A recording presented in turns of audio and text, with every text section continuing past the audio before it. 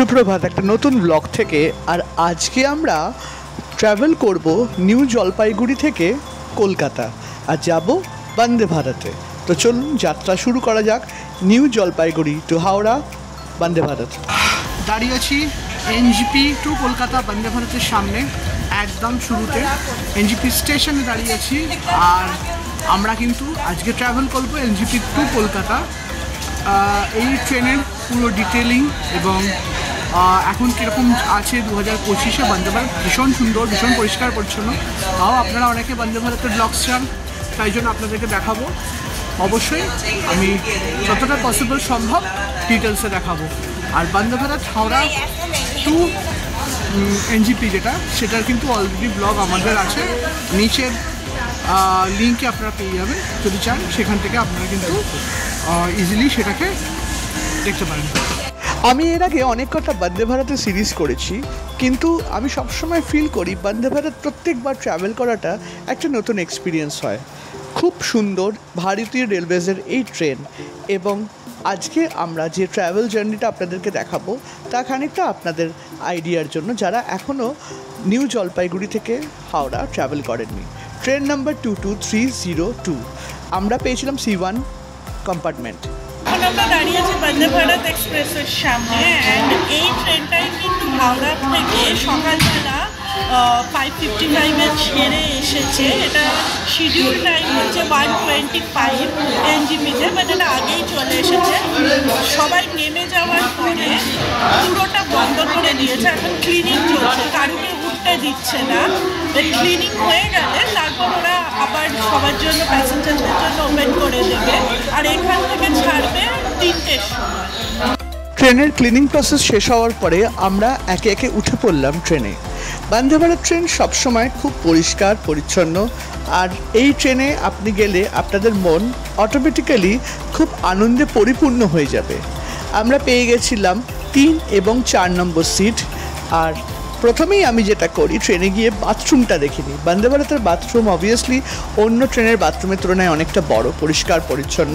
এখানে হ্যান্ড ওয়াশের জন্য সোপ দেওয়া ছিল, বিশাল বড় একটা আয়না আছে, প্রচুর কটা আপনারা রড দেখতে পাচ্ছেন। এটা ট্রেন জার্নির সময় হেল্প করে। বেসিনটা কিন্তু বেশ বড়। বাথরুমটা এমনিতে খুব পরিষ্কার পরিচ্ছন্ন।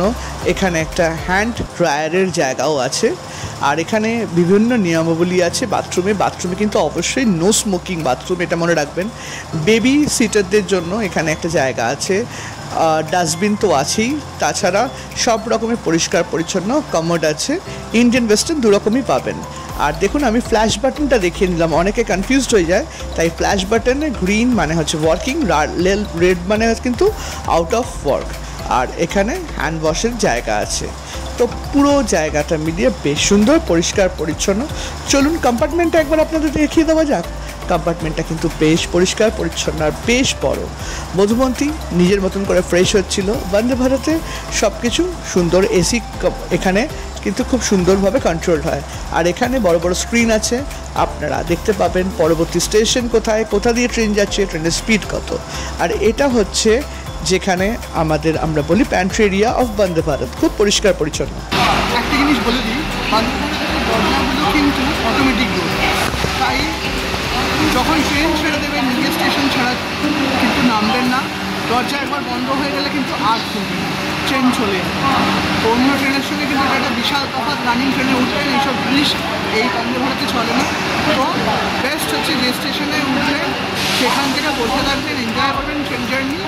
একদম ফাইনাল স্টেশনে নিজের ডেস্টিনেশন স্টেশনে যখন পৌঁছবেন তখন একদম নামবেন। That is best for Vande Bharat. Train ঠিক টাইমে ছেড়ে দিল, আর ছাড়ার সঙ্গে সঙ্গে শুরু হয়ে গেল এখানকার রেলওয়ের যে বিভিন্ন ক্যাটারিং সিস্টেম সেটা। দেখুন এখনও প্ল্যাটফর্ম ছাড়েনি, আর হাতেই চলে এসছে জল এবং ফলোড বাই নিউজ পেপার। এখানে বাংলা ইংরেজি দু রকমের খবরের কাগজই আপনারা পাবেন। আমি আনন্দবাজার নিয়েছিলাম এবং মধুমন্তী টাইমস অফ ইন্ডিয়া নিয়েছিল। বেশ সুন্দর যাচ্ছিল জার্নি। আর এখানে লেগ স্পেসের একটা বড় জায়গা আছে, এখানে চাইলে আপনারা পা সুন্দর করে এলিয়ে বসতে পারবেন। সিটটা কিন্তু বেশ বড়। এখানে কিন্তু ট্রে আছে, ট্রে সিস্টেম, যেটা সব ট্রেনেই থাকে। আর সিটের ঠিক নিচে কিন্তু চার্জিং পয়েন্টটা আছে। অনেকে জিজ্ঞেস করেছেন চার্জিং পয়েন্ট কোথায়, তাই দেখিয়ে দিলাম। চলুন প্রথমেই চলে এলো আমাদের একটা হালকা টিফিন গোছের খাবার দাবার। কী আছে আপনাদেরকে দেখিয়ে দিই। এখানে ডায়েট চিড়ে দিয়েছিলেন ওনারা। টি বা কফি অপশান আছে। আমি কফি খেতে ভালোবাসি, যদিও এখানে মশালা চায় দেখছেন, কিন্তু আমি পরে কফি চেঞ্জ করে নিয়েছিলাম। হ্যান্ড স্যানিটাইজারের একটা সুন্দর জিনিস আছে, একটা কচুরি ছিল, আর এখানে একটা ক্যারামেল পপকর্ন দিয়েছিল, আর তার সঙ্গে ছিল একটা স্যানিটাইজারও। ট্রেনের জার্নি কিন্তু খুব কমফোর্টেবল, সুন্দর ট্রেন ঝিকঝিক করতে করতে এগিয়ে চললো, আর আমরা খুব এনজয় করছিলাম এখানকার এই পিসফুল অ্যাটমসফিয়ার। বন্দে ভারতের অ্যাটমসফিয়ার সবসময় খুব সুন্দর থাকে। চলুন গরম চায় একটু চুমুক দেওয়া যাক, গরম কফিতে হবে, একটু চুমুক দেওয়া যাক। আমি চাটা চেঞ্জ করে নিই, কফি নিয়ে নিয়েছিলাম। আপনারা চাইলে এখানে যারা প্যান্ট্রি সার্ভিস বা ক্যাটারিং সার্ভিসের লোক আছে তাদেরকে বললে কিন্তু ওনারা চেঞ্জ করে দেবেন। এবারে খাবার টেস্ট করার পালা। প্রথমেই আমি নিয়েছিলাম এই গরম খাস্তা কচুরি, খুব কিন্তু ভালো ছিল। আর খাস্তা কচুরি খেতে খেতে কফিতে চুমুক দিয়ে নিলাম। আমার এই বন্দে ভারতের সার্ভিস সবসময় খুব ভালো লাগে। ওনাদের যেরকম আমি একটু কফি প্রেফার করি, ওনারা সঙ্গে সঙ্গে পেমেন্টস টি চেঞ্জ করে কফি করে। এই ছোট্ট জিনিসগুলো আমার ভীষণ ভালো লাগে রেলওয়ে সিস্টেমে। আর ওনারা খুব হেল্পফুল, সবসময় ওনারা সার্ভিস দিয়ে যাচ্ছেন, খুব neat and clean. Even washroom যদি কোনো কারণে ক্লিন না থাকে, এখানে নাম্বার দেওয়া আছে, সঙ্গে সঙ্গে ফোন করলে ওরা কিন্তু দিয়ে যাচ্ছে। ইটস ভেরি নাইস অফ ডিনারে। ওনারা একটা রিয়েলের ম্যাঙ্গো ফ্রুটি আমাকে দিতে ভুলে গেছিলেন, তাই আমাকে এসে দিয়ে গেল, যেটা which is very nice of them. Train কিন্তু খুব সুন্দর স্পিডে চলছিল। বন্দে ভারতের স্পিড কিন্তু সবসময় 135 to 140 অ্যাপ্রক্সিমেটলি ওরা মেনটেন করে চলে। এখন ঘড়ির কাটায় 4টে, আর আমরা কিষানগঞ্জ স্টেশন পৌঁছবো খানিকক্ষণের মধ্যেই। আর 4:30 actually schedule arrival time of Barsoi, যেটা হচ্ছে first stoppage from NJP to Howrah. কিন্তু মনে হচ্ছে 7-8 মিনিট একটু লেটে রান করছে। বাই 7-8 মিনিট পরেই আমরা পৌঁছে যাবো আশা করছি। চলুন, অনেকক্ষণ ধরে বকবক করছিলাম, এবারে খুব পিসফুলি খানিকক্ষণ আপনাদের সঙ্গে এই ট্রেন জার্নিটা এনজয় করি।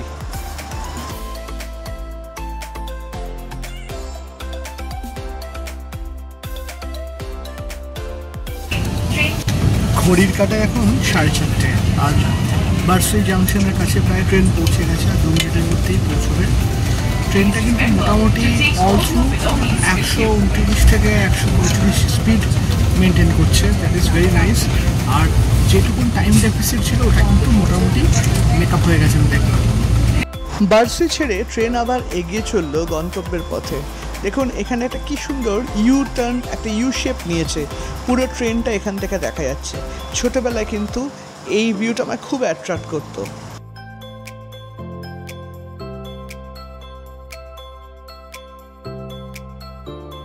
আমরা একটু চিপস কিনে নিয়েছিলাম। যাত্রাপথে টুকিটাকি খাবার সবসময় খেতে থাকলে বেশ ভালো লাগে। মধুমন্তী একটা গল্পের বই নিয়ে ব্যস্ত হয়ে পড়েছিল, আর আমি এনজয় করছিলাম এখানকার বিভিন্ন মুহূর্তগুলো।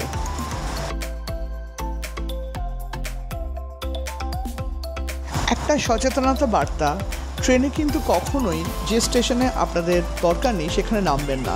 অটোমেটিক ডোর, একবার নেমে গিয়ে যদি দরজা বন্ধ হয়ে যায় তাহলে কিন্তু আর খুলবে না।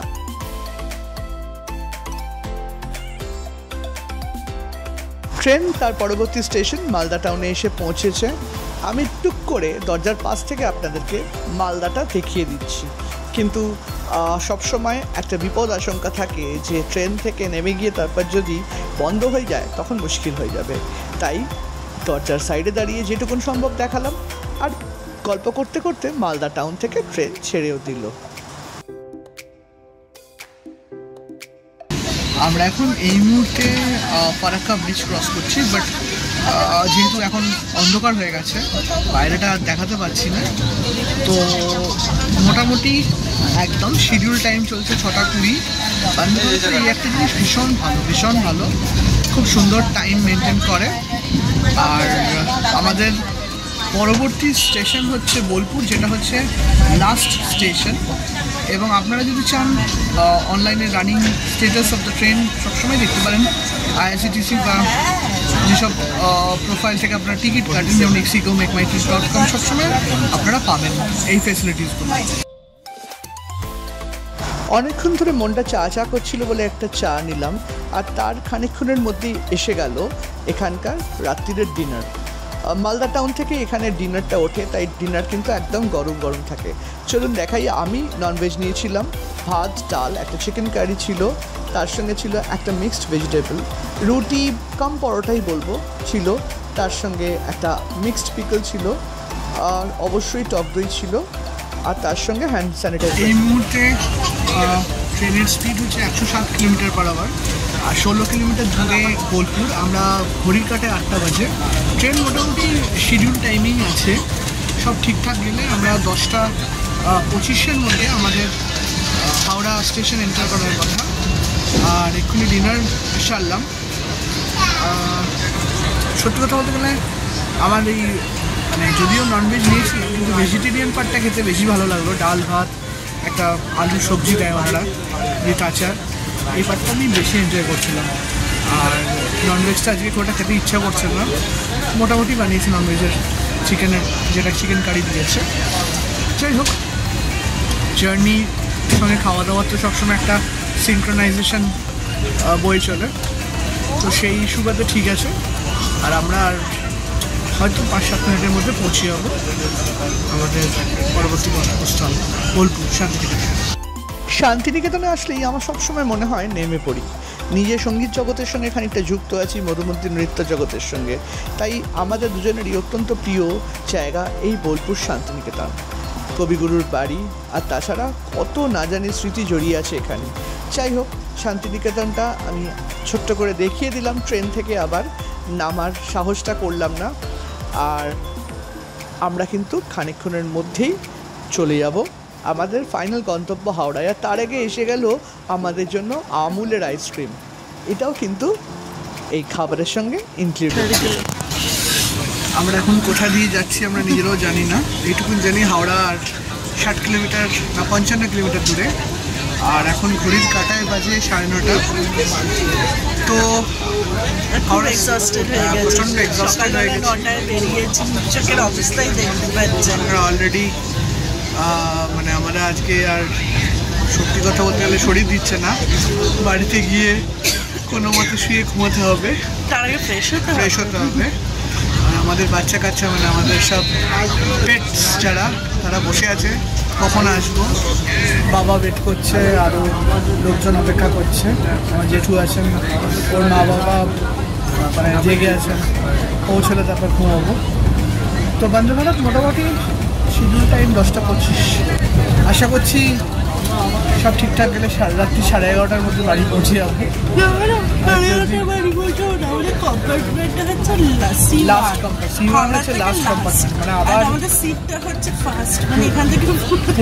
পুরো হাওড়া স্টেশন হাঁটতে হবে। আমাদের দেখুন পাশেই হচ্ছে ইঞ্জিনের পেছনের ইঞ্জিনটা, পেছনের ইঞ্জিনের ছবি দেওয়া উচিত না, তাই আমি দিচ্ছি না।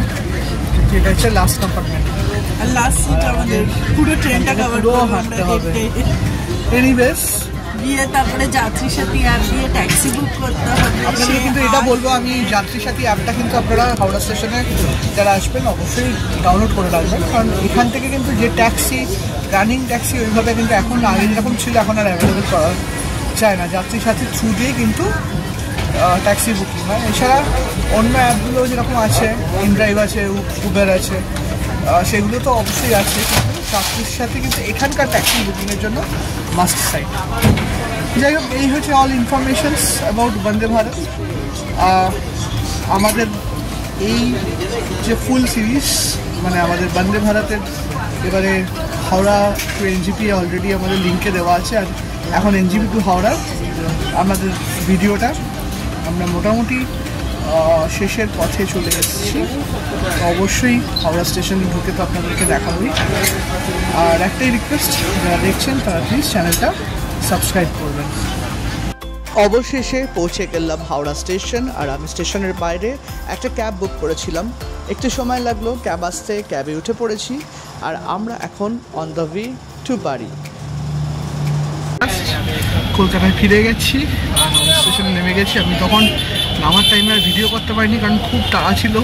দৌড়ে দৌড়ে এসে উবেরে ওঠা ছিল, মানে যাই হোক উবের পেলাম না, যাত্রী সাথী কিছুই পেলাম না। লাস্টে ইনড্রাইভে বুকিং করে এখন উঠে এখন শান্তি মনে বাড়ি। তো কেমন লাগলো ভিডিওটা অবশ্যই জানাবেন। যদি ভালো লেগে থাকে তাহলে অবশ্যই চ্যানেলটি সাবস্ক্রাইব করবেন। জলদি আসছে আরও অনেক ভিডিও, সঙ্গে থাকুন, পাশে থাকুন।